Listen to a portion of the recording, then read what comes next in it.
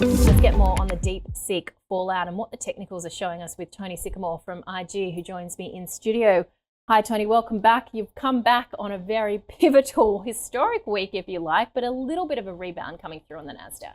That's right. It's fascinating. I mean, I think we thought that the start of 2025 was going to be certainly volatile, and we've received an extra element of volatility due to deep-seek's emergence. And in terms of what that means for US stock markets, I mean, we know that the White House has launched a big infrastructure project to support their dominance. We know that the Biden administration had been limiting exports, and here we have still this emergence of DeepSeek. Now, I don't think it changes the narrative that AI is going to become a more significant part of what our lives look like in 3 to 5 years. It's just who's going to profit from it. And I think that's where we have some interest in what the charts are showing us. So when I look at the NASDAQ chart, which you can see on the chart there, I suspect we've formed a bit of a double high now in the NASDAQ. The NASDAQ wasn't able to make a new high last week, whereas the S&P did. So we've got a little bit of divergence within the indices. Not uncommon, but quite a good indicator, if you like, that potentially we're seeing a topping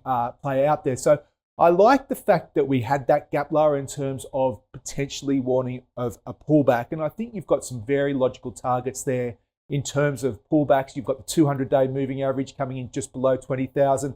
And of course, the uptrend, which goes all the way back to December 2022. Now, the rebound overnight potentially shows that investors are still looking to buy the dips. But coming up later this week, of course, we have earnings from Microsoft, Meta, and also Tesla tomorrow, and then Apple on Friday. I think we probably should be at this point where we're looking to reassess overweight positioning in mega tech stocks, if only for the reason that, look, we have got some signs that the uptrend is cooling. We've got some concerns who's really going to benefit from this transition to AI.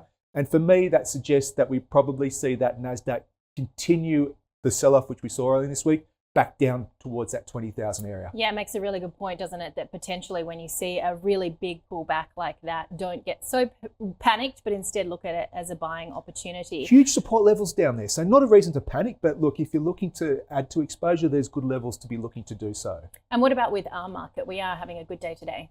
For so long, the argument's been that the Achilles heel of the ASX 200 is a lack of tech stocks. And yesterday we benefited from that lack of tech stocks as we avoided or were cushioned by that sell-off in US tech stocks. I like what I'm seeing in the ASX 200. It's been a strong rebound from that December low, and providing the ASX 200 holds above that 80-50 level, which is now being reinforced by the 200-day moving average and uptrend support. This trend channel, we've come on here many, many times. We've chatted about it over the past 4 to 5 months. The top of that trend channel now comes in up around 86.30. So providing we hold above 80.50, I'm looking for the uptrend in the ASX 200 to continue.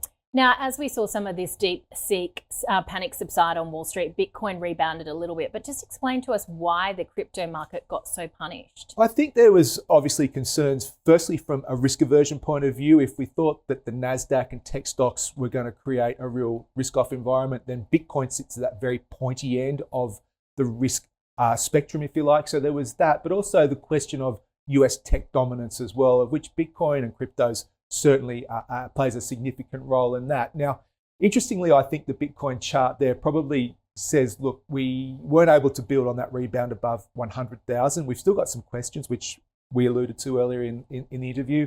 And I actually look at Bitcoin and I can see, I mean, Elliott Wave is one of my preferred methods of looking at charts. And for me, we're tracing out a fifth wave, which is generally the final part of a move. Now, within the bigger picture, I don't think the uptrend's finished, but certainly looking at that rally there on the Bitcoin chart, which you can see in the dailies, I suspect we're looking for a high now. It could be maybe 120,000. It could already be in. The minimum requirement is in. I think the next big move in Bitcoin is going to be a pullback back into the mid-80s. So that's what I'm looking for next from Bitcoin. And I guess as well, amidst all this uncertainty, we've also got President Trump talking about tariffs again. Gold has been surging on this, really eyeing that 28 back again. What are you seeing with the gold technicals? It's a wonderful chart for anyone that likes technicals married with a strong fundamental view. Look, you've got everything lining up there in gold. You've got the uptrend in place, firmly in place. It's respected the 27.90 high earlier this week, got up to around 27.86. But look, if that breaks, then it clears the way for gold to head up towards the next upside target, which I have at 28.50. And the beautiful thing with this chart is you know where you're wrong. It really is a bullish technical picture, providing it holds above that uptrend support. All right, and the dollar, because our dollar, I should say, the Aussie, we've got CPI coming out shortly. That's right, not too long now. The pivotal CPI number, I think a 0.6 on the core measure probably gives the RBA the green light to cut rates in 3 weeks' time. That won't be well received by the Australian dollar, already teetering under the weight of renewed tariff talk yesterday. But if we saw a 0.8, something like that at the trim measure, I think that pushes back the timing around the first RBA rate cut. And that could see the Aussie retest that resistance area around 63.30 to 63.50, which we saw it testing into the end of last week.